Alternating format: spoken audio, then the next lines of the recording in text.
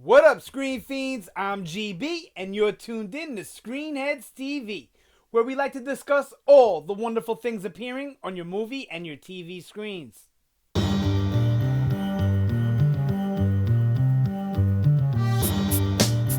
In this episode, I'm going to give my full Season 1 review of an HBO series called The Leftovers.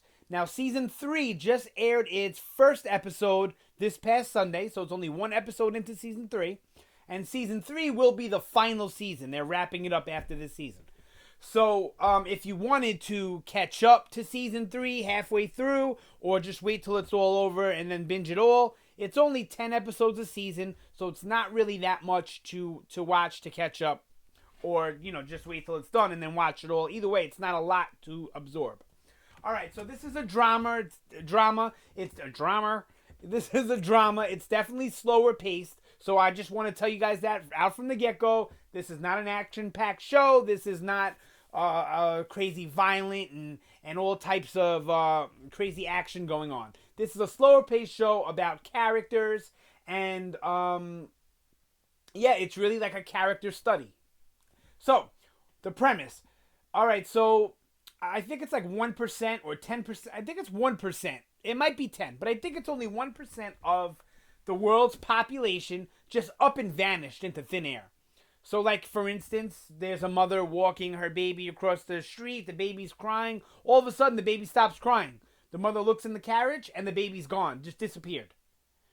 A family's eating breakfast. The mother turns around, flips some pancakes or whatever, turns back around to the rest of her family, and her family is gone. So that's the premise of the show. Now, the showrunner, who is Damon Lindelof, or one of the showrunners, Damon Lindelof, he's one of the guys that was behind Lost. So if you're a fan of Lost, you'll probably like this show, because it's similar in the fact that, it revolves around a mystery, and there's also mysteries within the mysteries, etc., etc. And the main mystery isn't really ever going to be solved. Like Lost, the island, it got solved, but not till the 6th season, and it wasn't really like a breakdown explanation, right? You kind of had to use your brain a little bit. Well, in this show, it's not so much about the catastrophe, about everyone disappearing. It's about how the characters deal with this situation and how the world kind of changes because of it. So you have a good portion of the population believe that this is something biblical, that this is the rapture, that these people were taken to heaven. Then there's another portion that believes it was something else supernatural, like aliens or something like this. Then there's a large part of the population who don't know what to think. And then you have all the conspiracy theorists that think it was something to do with the government, blah, blah, blah, blah.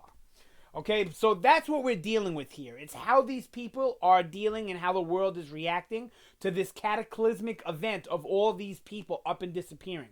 And it's funny because in the show, too, they'll throw out like celebrities, like Gary Busey disappeared. Like they throw out all these weird celebrities, too, that were affected by the rapture as well. So they show you that this is on a grand scale of the entire world. This is not just located in the United States or in upstate New York, which is where the first season takes place. So we deal with a bunch of characters, but our main focus is a family called the Garveys. Now, this family is broken from the moment we meet them, and it's apparent that they're broken. And as the show unfolds, of course, we understand why they are the way that they are and how they ended up in the situation that they're in. We also follow a character named Nora, played by Carrie Coons, who's awesome. Oh, Justin Theroux, I'm not sure if you're aware of him. He plays, that's his name. He plays the father of the Garveys, and Scott Glenn plays the grandfather, his dad. And then you have Carrie Coons, who plays Nora, who works for the government, but she works for them in the dealing with this situation. So she works for like a new branch of government that is dealing with the people that just went up and vanished. Okay. Then you have, the religious sects, and then you have this not religious sects, sections of religious people. I want to make that clear. That we follow, and then there's this new group of people called the Guilty Remnants, and they're basically saying that it's our sins that caused these people to vanish. It's our fault or whatever, and they're kind of like a cult. They don't speak, no dialogue at all. They smoke hella lots of cigarettes. Definitely interesting. Okay, I can't really say much more about it, about the show, without spoiling it. So that's the premise. That's what you're getting into. Now, there are other little mysteries throughout the show that the show focuses on. The main focus, and the creators, I started to say this before and I got sidetracked. Damon Lindelof had said from the beginning that this is not about the grand mystery. It's not about the people missing. It's not about the catastrophe. It's about how the people deal with it. So we don't really deal with that mystery too much. I mean, we deal with it, but not solving it or trying to figure it out, right? But there's all these mini mysteries that we do figure out, and we do get to the bottom of most of them. Like, for instance, one of them is Kevin. He's the main character, basically. He's the father of the Garveys. You wrestle with the fact of, is this guy crazy or is he not crazy? That's not really a spoiler. That's just one of the little mysteries that we deal with. Okay?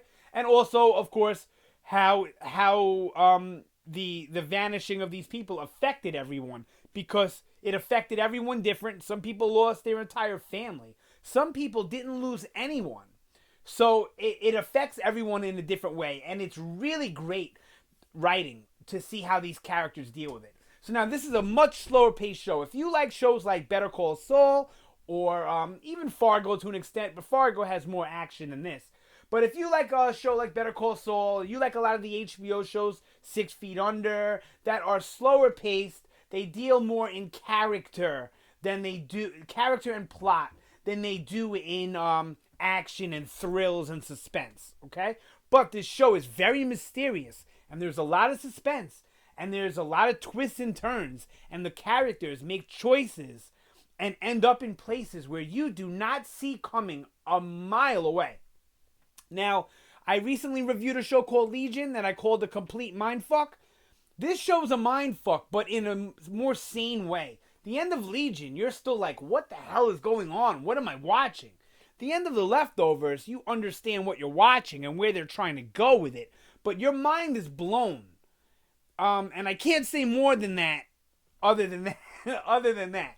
But the mystery, the intrigue is enough to keep any fan of good acting, good writing, and good television occupied.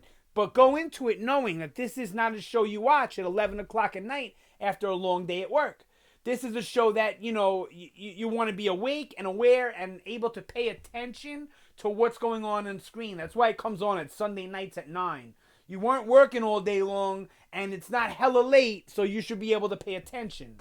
So this is definitely a show, like I said, that involves paying attention and focus on the episodes, and you will really, really enjoy it.